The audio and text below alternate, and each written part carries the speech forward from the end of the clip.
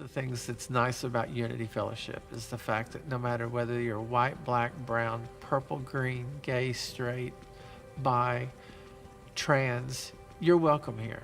You know, it's just the mindset of everybody here, Pastor Bob all the way down. You know, everybody here. It's home, and you feel like you're going home. You feel like you're in a big accepting family when you're here. So what makes Unity Fellowship different from other churches in Owensboro is their focus on making sure that everyone feels welcomed and accepted with no conditions. They're accepting of the LGBTQ plus community, of different people from different backgrounds and cultures, and this is what really led me to joining Unity Fellowship. And I also feel like many churches focus on the individual, but we are actually meant to be in relationship with others. The concept of Ubuntu, that if one person is oppressed, that all people are oppressed. And I feel like Pastor Bob, in his sermons, he really focuses on systemic injustices and oppression, and that God is on the side of the oppressed. Well, after many years of being out of the church, we came to a point where we were ready to find a church, but I in particular knew that I no longer wanted a part of what I had experienced as a younger person. My soul and spirit had just no longer aligned with what I was being taught about myself. So I left the church for many years, and then as a couple years later, we decided we wanted to return to a church. So I knew part of that had to be a church that was totally accepting and not just welcome to come to the door, but could fully participate in all regard, should we desire. And so we began to visit churches, and we visited Unity Fellowship a while back, and felt like we had made a discovery in a church home. And we also like this church because it's a teaching church. Every Sunday we have the opportunity after the service, or even sometimes during it, if we have questions and we're not sure of what he's talking about, or if we have questions as to the sermon that he's preaching, that we're allowed to do that. And it's something that I've never had in a church. And it's been very enlightening, and I've learned a lot about myself, and I've learned about a lot of things, actually. And above and beyond anything else, I know that I'm loved. I know that Scott's loved, and I know that we're loved together. And so it's not just like going to mass at a big church and you just go in, hear the thing, get up and leave. Here you actually are charged with asking yourself, what does it mean? And the membership is small enough we can all interact during the sermon as well as after the sermon. So we can ask each other questions. You learn from other people with their comments or their questions about whatever we're discussing that week or what was discussed the week before or whatever. And unlike a large church where you just know the people from sight, you actually know the people here. Whether they are active in doing something or they're just here every week and they participate in how are you doing and stuff like that. Or they tell you how somebody else that they've talked to that you haven't seen is doing. So it's like a very large, it's not just a church family, it's a large family. Just because you came from a Baptist background or a Pentecostal background or a Catholic background doesn't mean you're not welcome. Unity will surprises a lot of people because everyone is accepted. You will feel comfortable. You won't feel out of place. You won't feel judged. You'll feel like you belong.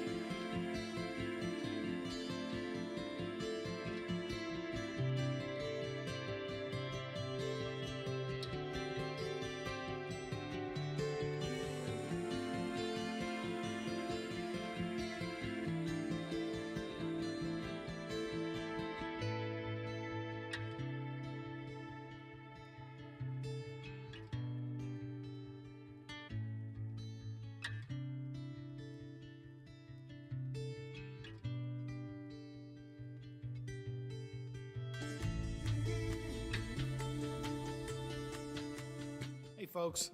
This is Pastor Bob coming to you from Unity Fellowship. You may be really sick of church. You may have given up on church a long time ago, and maybe you're not even looking for a place. But I want to invite you to a faith community where you'll be safe, where you can be accepted for who you are. Always, for whoever you are right now on your faith journey. Check us out on Facebook Live. Check us out on Zoom. I think you'll find a place that you're safe, a place that you'll be accepted, a place that you'll feel comfortable.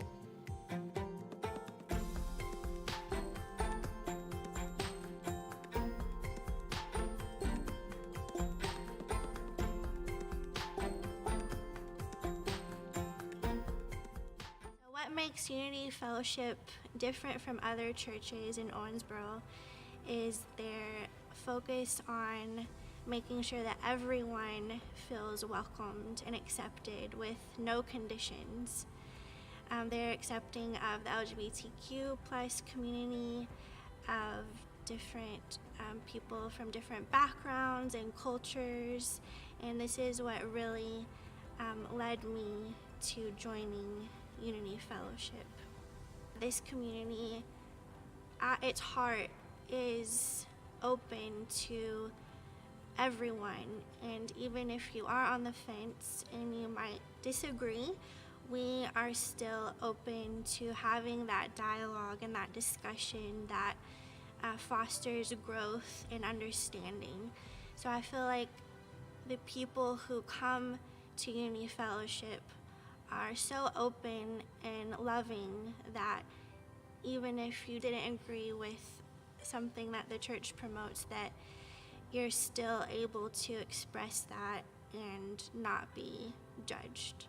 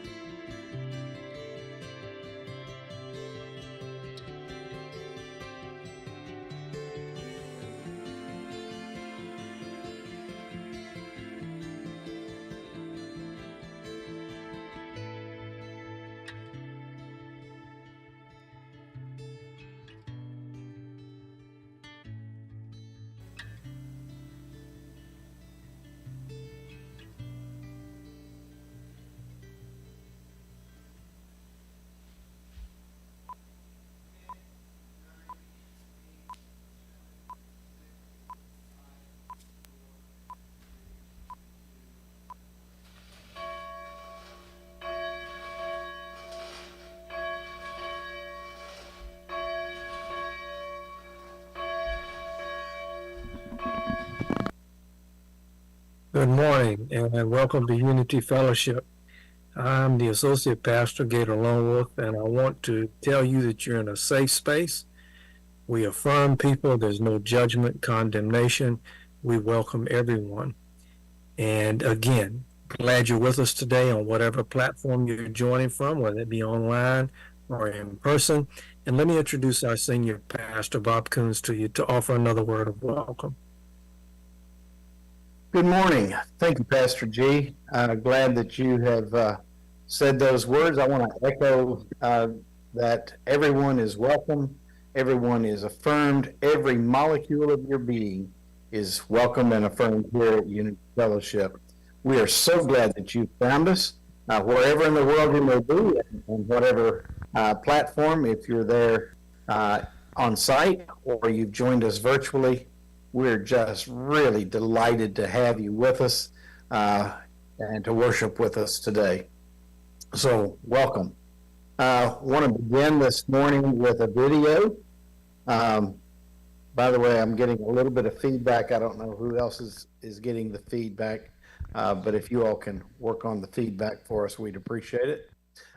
First video this morning is Better Together. It's Song Around the World Playing for Change, featuring Jack Johnson.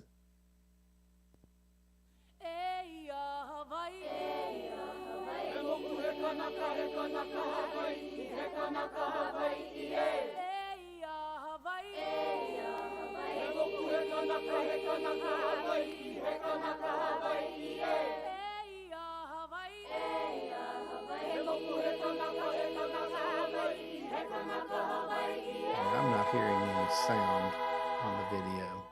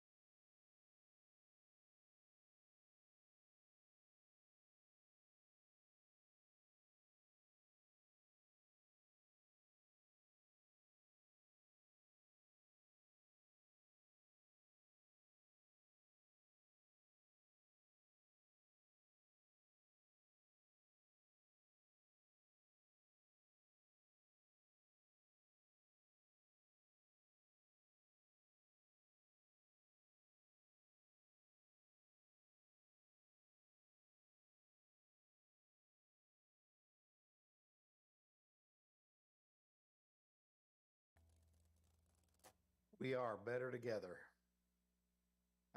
Thank you for that video this morning.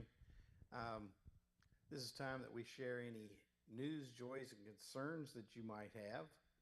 I want to begin with another announcement about the transfer of the key celebration.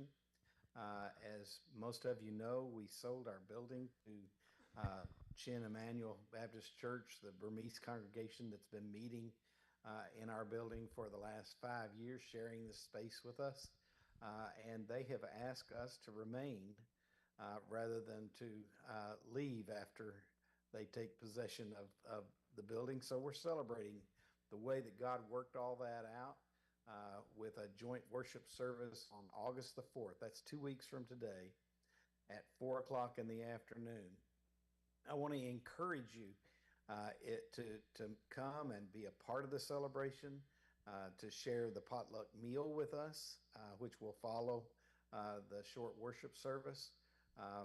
There will be some former pastors and other friends of Unity that will be joining us for this special service. The media has been invited, and I know at least one has already told us that they will be there.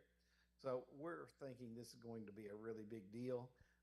It is a big deal that we are able to sell the building and remain in the building after selling it. So please, if you are anywhere near able to be with us, if you're within driving distance, even those of you who normally join us virtually, please come join us on that day when we celebrate the transfer of the key to Chin Emmanuel Baptist Church with a joint service with them. We'll be singing together. We're going to sing some songs that both congregations know, but we'll sing it in 2 different languages. That's a fun thing. We've done that before at Christmas time, but it's really a neat experience, and I want to encourage you to come be with us on that special day. Are there any other news, joys, or concerns that anyone would share with us this morning? Hey, this is Chrissy. Hey, Chrissy. Yeah, a few weeks ago, I had posted on the group chat about a 16-year-old boy that had been diagnosed with cancer. His name was Dade. Yes. And I found out this morning that he had been life flighted to Louisville. They lost his pulse for a while. So I was going to ask that everybody please keep him in your prayers. Certainly. Thank you. Thank you.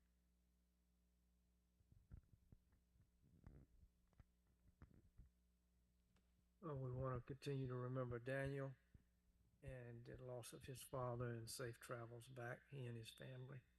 Yeah, they are traveling this morning and we'll be back sometime this evening. So keep that family in your prayers if you would. I have a joy that my father's cancer has been responding very positively to his treatment, and it's almost all gone as of now. And so he's going to continue on treatment, hopefully get rid of it, and hopefully it stays away after that. But I just wanted to praise God for that. Thank you. Who was speaking? I'm sorry. Hunter. Hey, Hunter. Thank you. Didn't recognize your voice.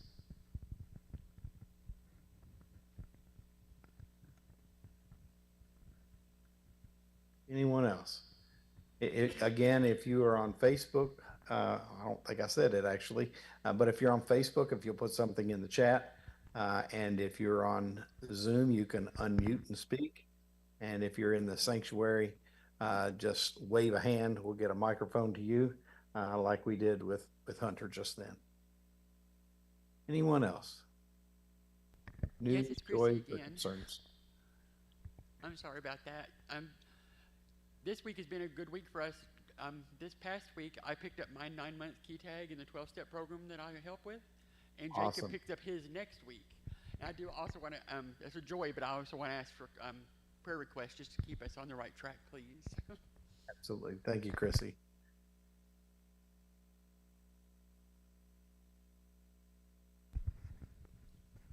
Phyllis is not going to mention it, but I will mention it for her. She has a new great grandson, Trey, her grandson, and his wife have had a baby. Congratulations.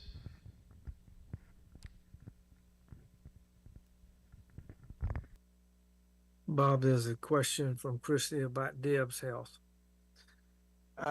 Continue to make little progress in little bits and pieces. Her hand is just now beginning to be able to grasp a little bit. Not a lot of power in that hand, but her left hand is beginning to curl those fingers in a little bit. Every day there's some little change. We celebrate every little baby step that she takes. But stamina is getting better, stronger. Walking, she's taking a few steps without using a walker. So we praise God for every little celebration, every little progress. Thank you. And our daughter and granddaughter are on their way to see us starting tomorrow. They'll be flying in from New Jersey, so pray for them to have a safe trip. And we're so excited about having a chance to visit with them for a few days.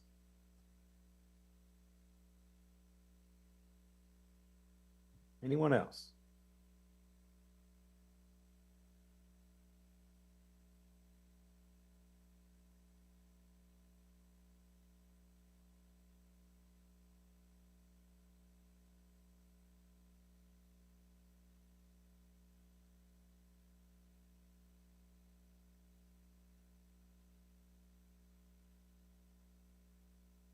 If not, let's pray together. Pastor G, would you lead us in prayer? Sure.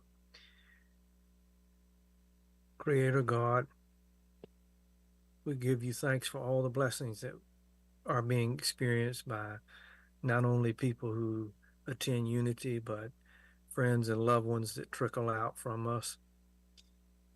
We thank you for the good news, the unexpected relief, peace during turmoil, and laughter. We also ask for your guidance, your love, your wisdom to be with those struggling with loss, with death, with disease, illness, anxieties, and fear. Walk with them through it. Open our hearts and minds to the message today and remind us above all that we are loved and that our role, the most important thing in our lives, is to reflect that love and inclusive welcome to other people.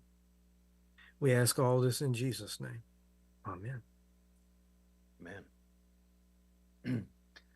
Let us say our affirmation of togetherness. I invite you to repeat it with us. We gather in oneness together. We praise and worship God together.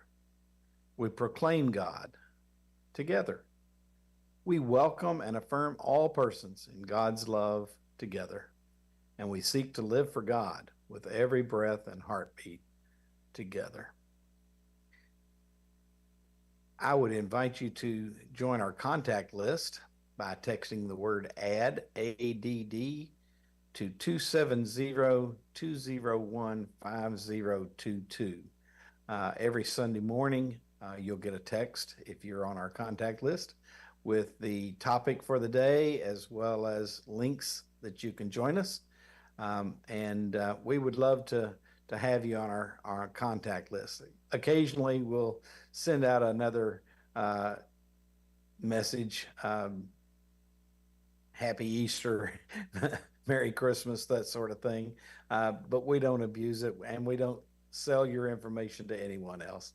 But we'd love to stay in contact with you. You get a text back, a form, asking for information. Please at least give us your name so we know who's on our contact list. You don't have to fill out a full address and all that. But just sending the word add to the 270-201-5022 will get you added to our list, whether you give us your name or not. if you'd like to support this ministry, if you would click on the donate button that you can find on our webpage or on our Facebook page. You can also send it to P.O. Box 1401 in Owensboro, Kentucky 42302. Or if you happen to be on site, there's an offering plate at each of the doors as you leave the sanctuary this morning. You can just drop it in there. We value and appreciate every gift. If you would please, we'll never put any pressure on you to give. We don't want you to have to be short of your own resources, but if you can, please support our ministry in one of those ways. Our next video is Mercy Me. The title is Even If, and the links for the videos, by the way, if you're on Facebook, are in the chat section. The rest of us, let's watch together. Mercy Me, Even If.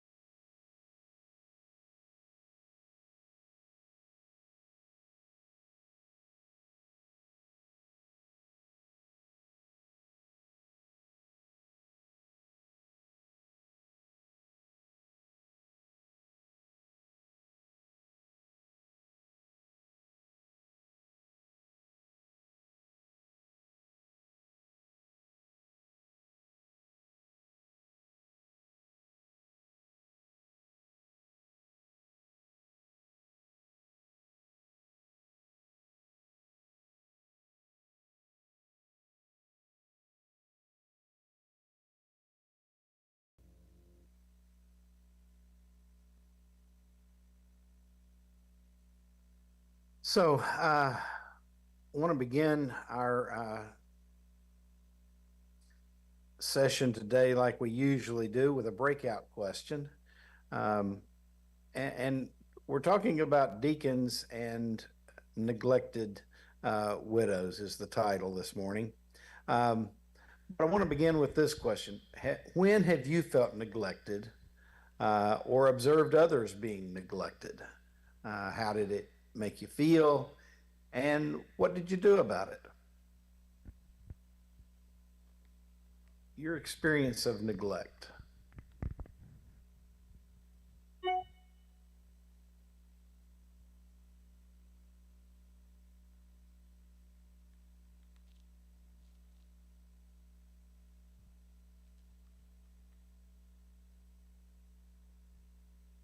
I guess nobody ever felt neglected, right?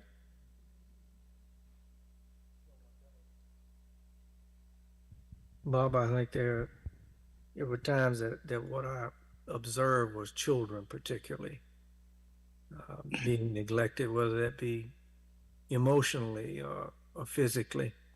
And oftentimes, at least for me, you kind of caught between a rock and a hard place because if you speak up, sometimes you invite a whole lot of anger and resentment from possibly the parent or guardian. If you Right. don't, I feel responsible for it. Yeah, yeah. Mhm. When you see children that have been neglected or sometimes even abuse, Mhm. um, you feel that, like you said, kind of in a hard place there, knowing what to do. I haven't really been neglected, but I see people who are, and that's the homeless and the ones without food. And I Mm. read recently, I don't remember the exact numbers, but in the United States there are over 650,000 churches, and every night there are 350,000 people without food or shelter. So what's the problem? Yeah, yeah. Good observation. Can this be from within myself, feeling Whatever. neglected? Yeah, just any observation, any experience of neglect, yours or someone else. Just want to get at the whole concept of neglect. Well, at one point in my life, it was a lot because my husband was sick and my daughter was sick. My mother was sick, and I'm the only daughter of my family. And I felt like I was being torn in 10 different ways, Mm. trying to help everybody. And I thought, why am I put in this position? But you learn why you were put there to make you stronger. I feel that's my point of view. It made me stronger, Okay. and, All right. uh, and he was there the whole time helping. I just couldn't see it Right. Right. at the time. It was overwhelming. Understand. Dia says that I see animals neglected all the time. Really, it's quite sad. Plus the elderly, and it's just sad.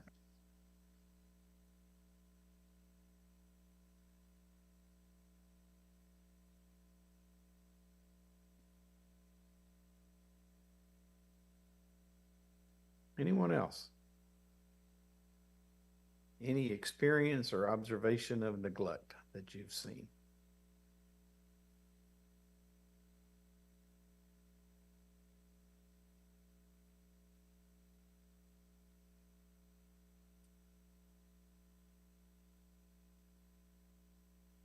Well, thank you for that, for chiming in your 2 cents on our breakout question this morning.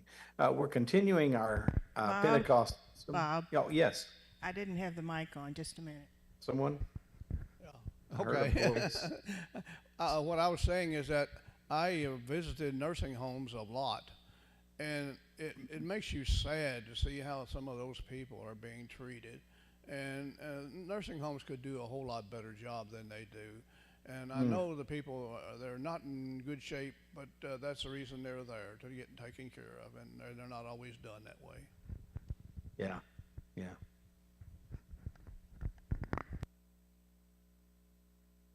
Okay, thank you. So we're continuing our series from church becoming, looking at the book of Acts, lessons from the book of Acts that chronicles the story of the early church, beginning with the day of Pentecost and continuing through the missional expansion throughout the ancient world. It tells the story with all of its warts. It shows the challenges that the early church faced. Some of those challenges were from inside the institution, some from outside the institution. In today's reading, we'll see the harmony that characterized the church's beginnings starting to fade. Some of the folks are feeling neglected and ignored. Up until then, all the trouble had come from the outside for the most part. But now they're facing some of the first rumblings of trouble from inside the community of faith. It will be the first of many challenges that the church faces as the church tries to figure out who they are called to be and what they are about, as they try to live out the teachings of Jesus in the real world. It's not easy to do. Today's reading is from the 5th chapter of Acts, beginning at verse 27. Pastor G has our reading. Now, during those days, when the disciples were increasing in number, the Hellenists complained against the Hebrews because their widows were being neglected in the daily distribution of food. And the 12 called together the whole community of disciples and said, "It's not right that we should neglect the word of God in order to wait on tables. Therefore, brothers and sisters, select from among yourselves 7 men of good standing, full of the Spirit and of wisdom, whom we may appoint to this task, while we, for our part, will devote ourselves to prayer and to serving the word." What they had said pleased the whole community, and they chose Stephen, a man full of faith and the Holy Spirit, together with Philip, Prochorus, Nicanor, Timon, Parmenas, and Nicholas, a proselyte from Antioch. They had these men stand before the apostles, who prayed and laid their hands on them.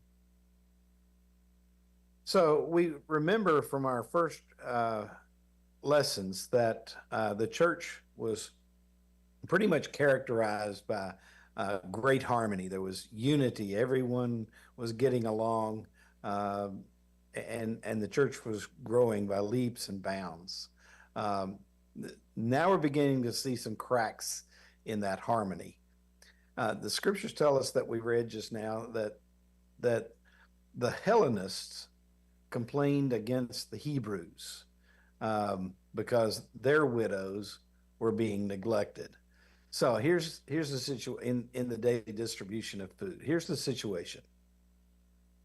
At this point, all of the followers who are a part of the community were Jewish. There were Greek-speaking Jews, that's the Hellenists, and there were Hebrew or Aramaic-speaking Jews. Those are the Hebrews. The Greek-speaking Jews were experiencing some neglect. By the way, widows were particularly vulnerable in that culture because it was a very patriarchal society. Women really had no means of support. They were dependent upon the men in their lives, whether they were still at home and they were dependent on their father, or they were married, they were dependent on their husbands. Um, these, once they did not have a man in their life, um, they really were quite vulnerable and with no real means of support for themselves. Um, and so the Greek speaking Jews were feeling like they were being left out, that somehow apparently there had been kind of a program in the church and the early church. They saw the need early on to try to take care of the women who needed their support. And the Greek speakers were kind of falling through the cracks. There might have been several reasons for that. One of them might be a language barrier, because they spoke a different language from most of the other. There was probably mostly Hebrew Jews, Aramaic Jews at the time. And so there may have been just a language barrier, unable to communicate clearly what the needs were, and falling through the cracks unintentionally because of language barriers. There was a cultural barrier. The Hebrew-speaking Jews, the Aramaic-speaking Jews, really had kind of a different cultural aura that they were watching and participating in.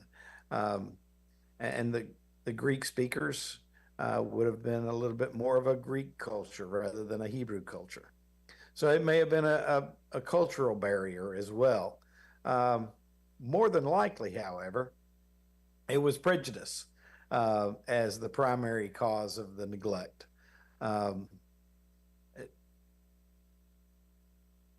Some of that may have been unintentional as well. But prejudice kind of gets into the bones of our being. Prejudice just kind of ekes out because we're kind of raised in a setting where we're the Hebrews, we take care of ourselves, and the Greek speakers are kind of the outsiders. At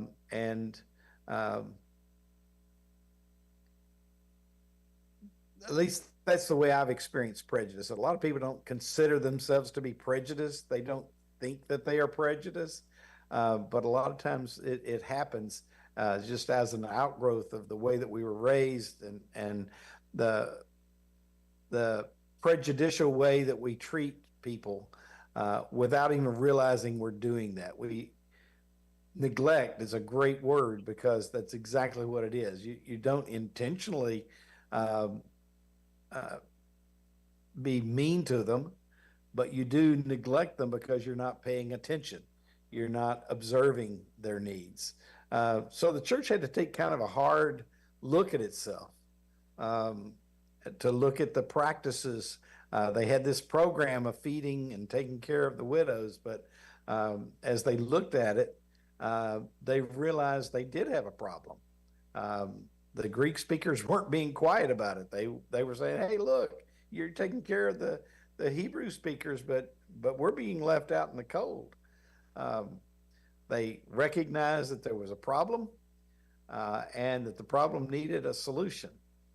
The apostles, when they took a good hard look at the problem, said, "Okay, we could do this ourselves, I guess, but there are so many others who could do this."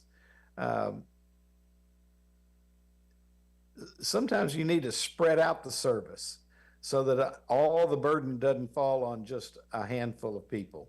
We see that in church all the time where, in fact, there's kind of a 85-15 split, that 15% of the people do 85% of the work.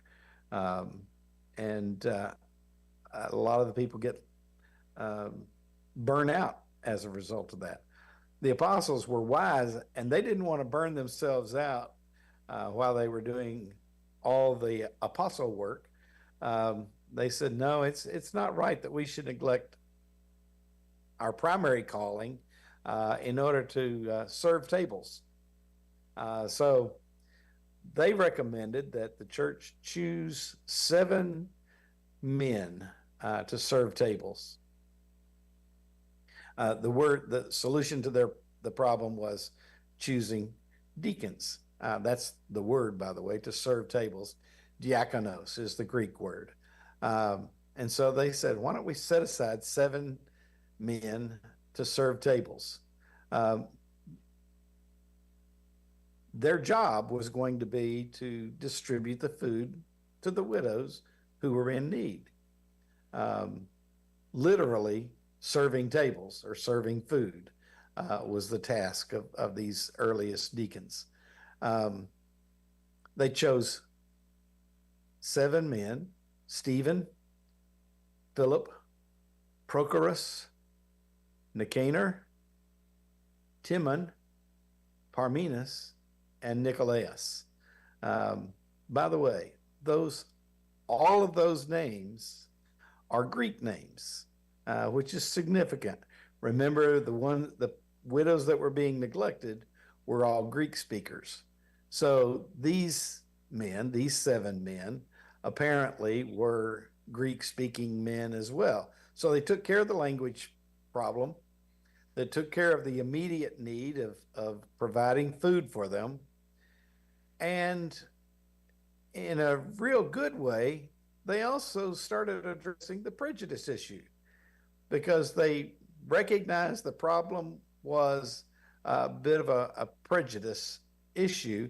And so rather than assigning the Hebrew speakers to take care of it, they chose all Greek deacons.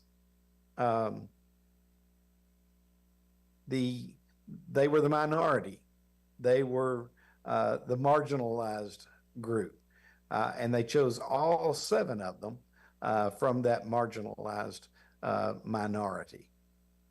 So it addressed all the needs, the language, the immediate need of food, and the prejudice issue.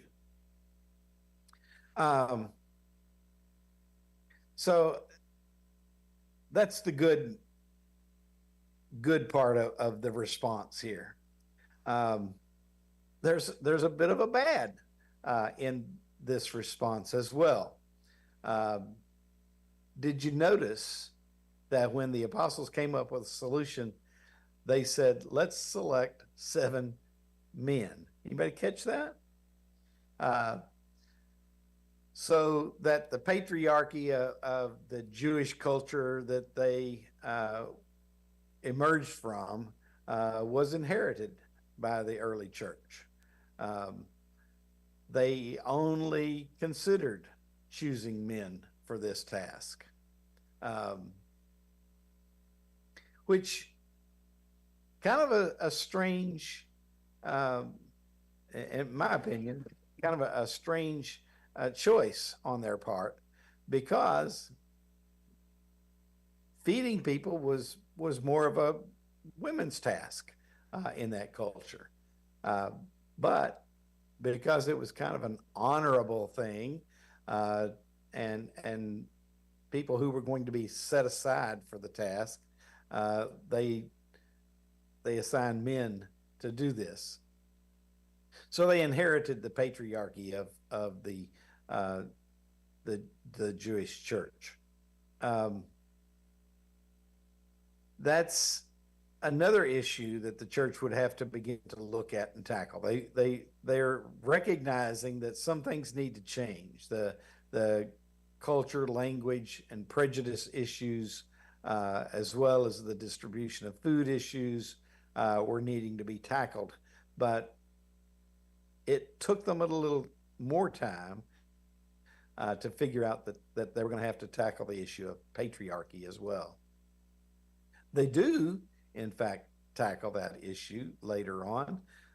We know from the book of Romans that by the time Paul writes that letter to the Romans, he identifies a woman as a deacon, Phoebe.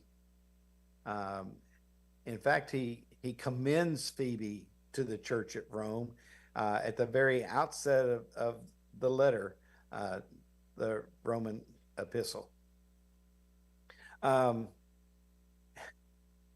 Patriarchy still lives, however. Even to today, some of the translations gloss over the fact that Phoebe was a deacon.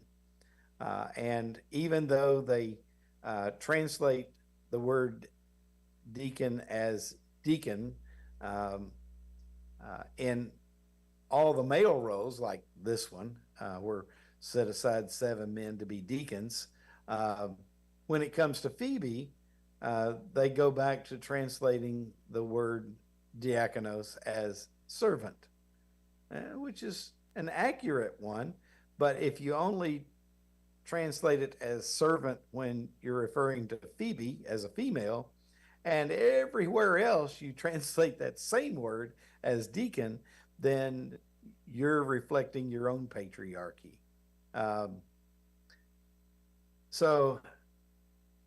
By the way, Phoebe was not only a deacon, she was likely the person who delivered the letter to the Roman church, and was, because she was the deliverer of the letter, was likely the person who read it to the church in Rome. So she had a very critical role and a great honor as Paul introduces her and commends her to the church at Rome at the very outset of that letter. There's similar treatment to the apostle Junia that is named later by Paul as well. Junia, a female, was an apostle, identified as an apostle. But they deal with, the translators deal with Junia in a different way. They changed Junia's name to a male name by calling her Junius instead of Junia, and leaving many to conclude with that kind of with that translation that Junia was indeed a male rather than a female. But pretty obvious in the Greek that Junia was a female and she was an apostle in the early church. As the early church tried to live out what it meant to be followers of Jesus, these were some of the issues they had to deal with. And so they assigned these 7 men to be the first disciples, and they were set apart in the congregation by the laying on of hands. Laying on of hands was something that had been done when they would identify people that they wanted to set apart for a specific task. It was also done as a way of transferring the spirit to those people. Sometimes in we see that in other places in the scriptures. But it was not specifically an ordination in the way that we use the word today. There was no formality to it. It was more of a way of the church recognizing that these are the people that we assign this particular task. By the way, the word ordination is not found in Scripture anywhere. That is what we call it today when we set aside deacons. And we still, at least in most the situations that I'm aware of, we still practice the laying on of hands when ordaining someone to be a deacon. Eventually, being a deacon, serving the tables, does become a title and a role of the early church, along with being a bishop or pastor and an apostle. Now, in Unity Fellowship, we do not really have deacons per se, but we do have lots of servants. And many of those servants do literally serve tables in our Feed a Friend meal that was provided twice a week for anyone who needs a good hot meal. They can come to our church on Wednesdays and Fridays and have a warm, nutritious meal. Thanks to Alan and all of the volunteers who help out with that service that we do.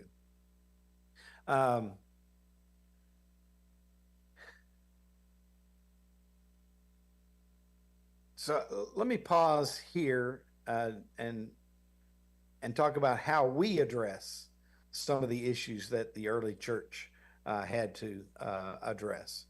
How do we address such things as patriarchy, prejudice, and ordination?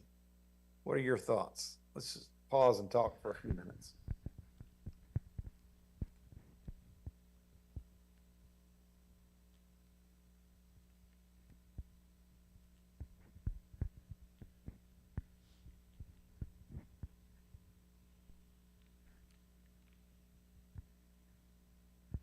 I think, Bob, historically in the churches that you've pastored, you pretty much have affirmed, not pretty much, you have affirmed women, you have affirmed minorities, and given them important roles within the church, whether it be in servant or ministry or whatever that is. So historically, you and the people who've followed you from church to church have been extremely progressive, and I use that word with quotes. Okay. Thank you. But you paid the price. Sometimes, yeah.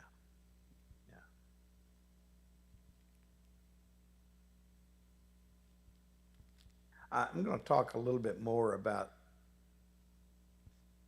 the history of this church and in all of its variations in a few minutes. But let's continue our conversation. How have we addressed patriarchy?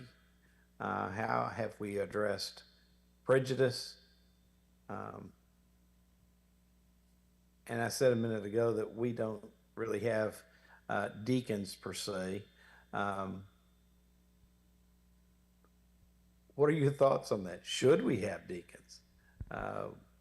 We don't keep a roll of members as some churches do, and we have not set apart anyone as deacons. But what do you think? Maybe we should. If we should, why should we?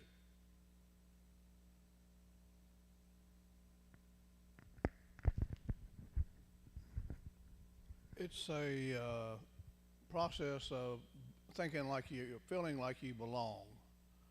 If you are a member of something, in my opinion, you come, we come, and we know we are members. But if you had a role where your name was on it and you were a member of that church, it makes you more attached to it, in my opinion. Okay. All right. Well, we may not have deacons and deaconesses yet, but we have a female in charge of the board. We do. True. Our church and president females on the board. is a female. Yes, right. And we have deacons from other churches. Do what? I say we have elected deacons from other churches. We do.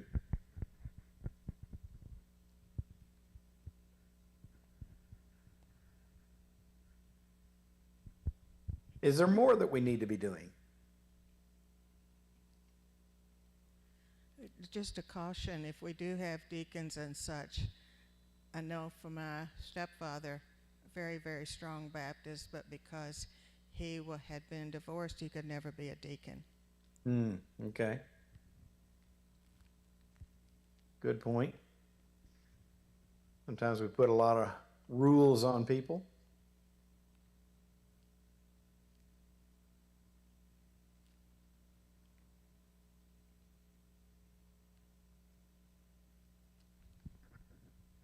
And also, it's probably thought too, at least I've heard it many times, that if you're a pastor, you couldn't be a pastor if you were divorced. That is sometimes the case as well. You're right. Thankfully, times are changing somewhat. Yes, absolutely. Thankfully, you're right.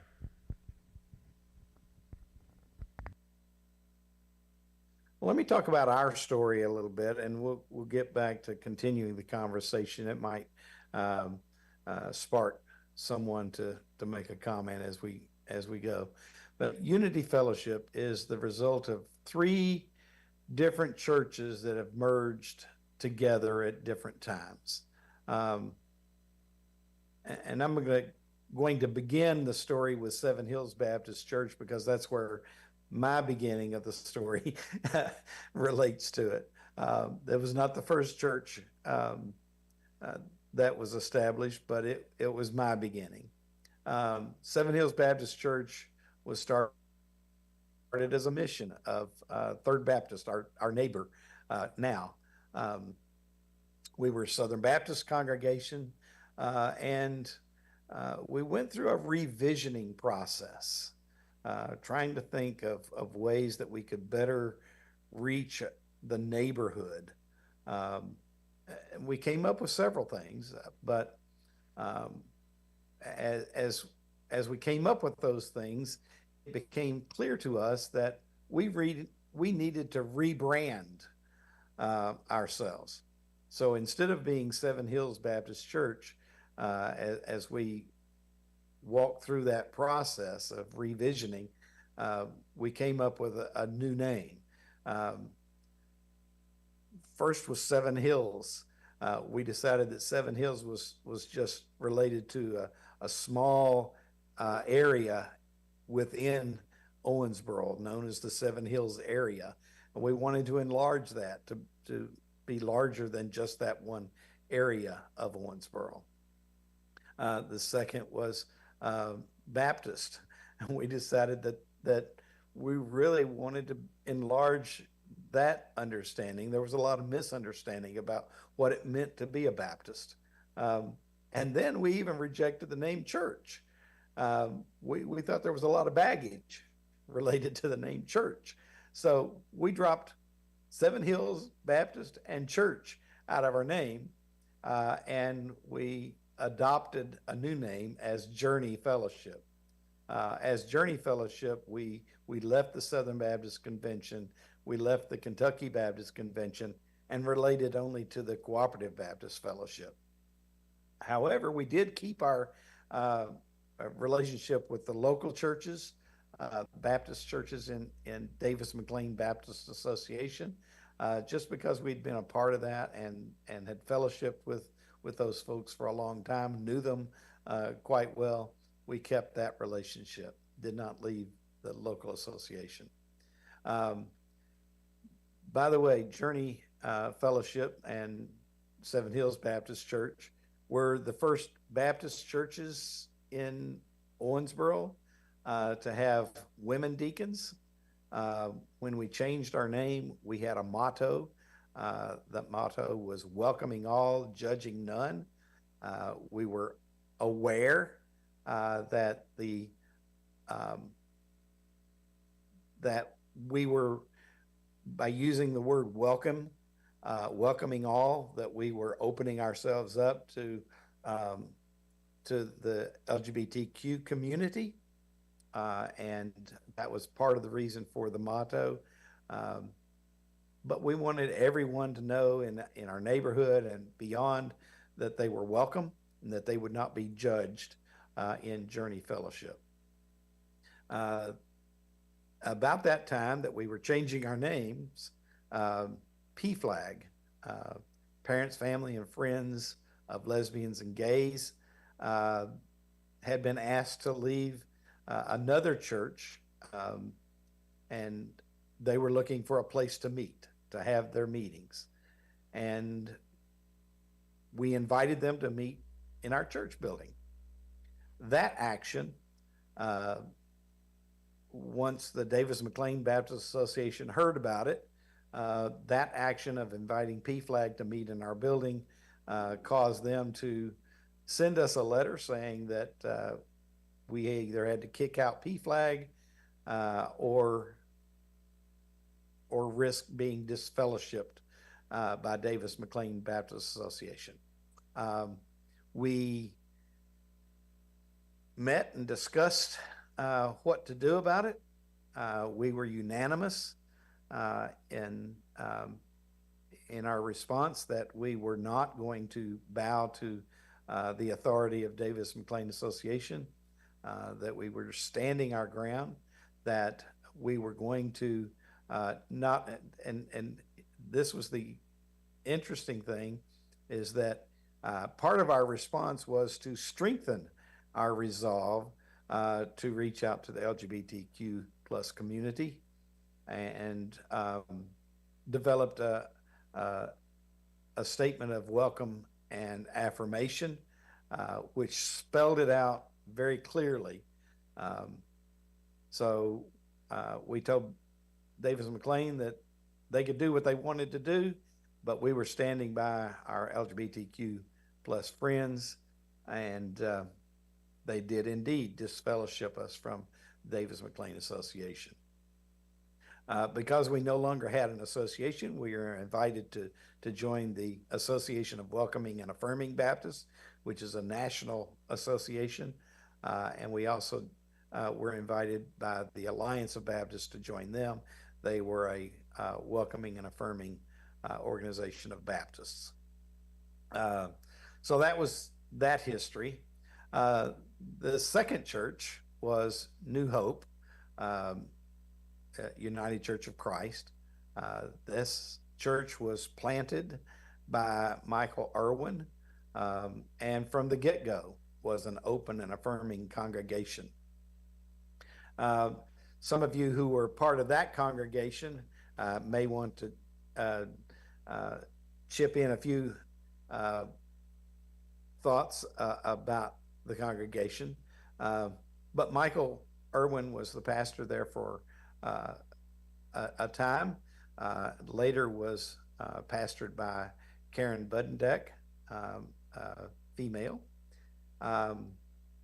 They were beginning to have some struggles and merged with Journey Fellowship. There was no name change at that time, and Journey began the process of joining United Church of Christ and going through the process of being recognized as an open and affirming congregation within the UCC, which is an official recognition. Anyone from New Hope want to add a few points to your story?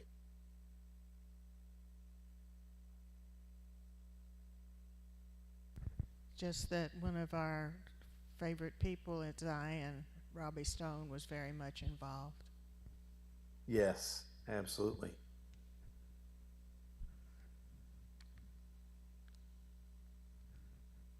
Yes, he was a member of that New Hope United Church of Christ. In fact, I'm not sure. Robbie's probably the only one that was a part of all three congregations at one time or another. The only one that I can think of right offhand. Bob? Yes. New Hope was formed due to being asked, Michael Irwin asked to stop inviting the GLBT population into Central Pres.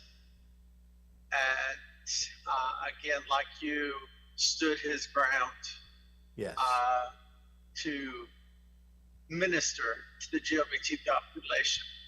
Yeah. and took over half of Central Crest membership in creating New Hope. Yeah. And New Hope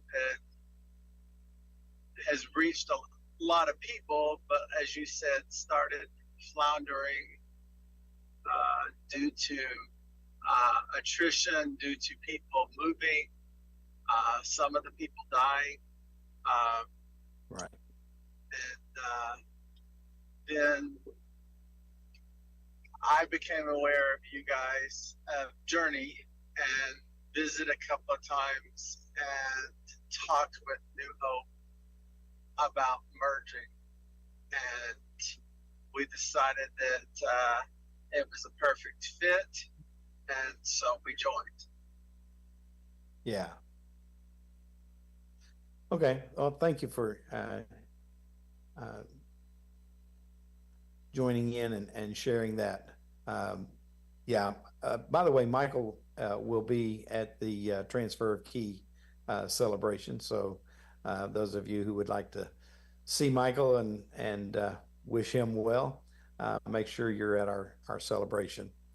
Finally, there's Zion UCC. They actually opposed New Hope's desire to be part of the Evansville Tri-State Association because New Hope was an open and affirming congregation. At the beginning, Zion was on the opposite side of the tracks on that position. Later, their pastor, Lori Keller, helped to move them to the process of becoming open and affirming as well. Conversations began with Zion about a merger. We actually moved into the building with Zion and shared the space for a time being after we sold the building that had been Seven Hills Baptist Church. We shared that space for a time being without actually merging together, and then later did go through the process of merging and becoming a new identity as Unity Fellowship. So that's the story of our churches. I think it's a great story, a great story of how God worked through all of that to bring these three congregations into being. Anyway, that's our story of dealing with things like prejudice and culture and ordinations and such. All three of these congregations have had a history of trying to be on the cutting edge of where God is leading the work. So, any final comments? I know we're past our normal time, but I want to give you an opportunity to speak if you'd like to. Questions or observations? Your thoughts? Just that there has to be a time of forgiveness and acceptance of people who don't agree. Yes, absolutely. And that was one of the hard things I think that we faced in that final merger with Zion, was that there had been some hard feelings, especially between New Hope and Zion, and we had to have a time of healing and forgiving each other in order to make that final step together. Anyone else?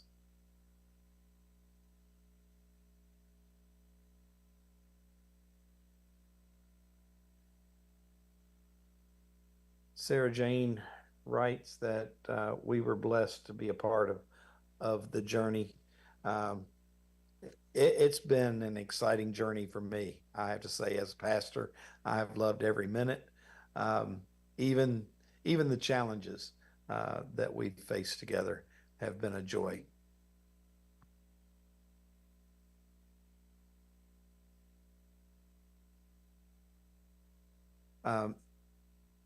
Matthew is watching right now, and so he has asked the question about whether our church was going to stay at the same location.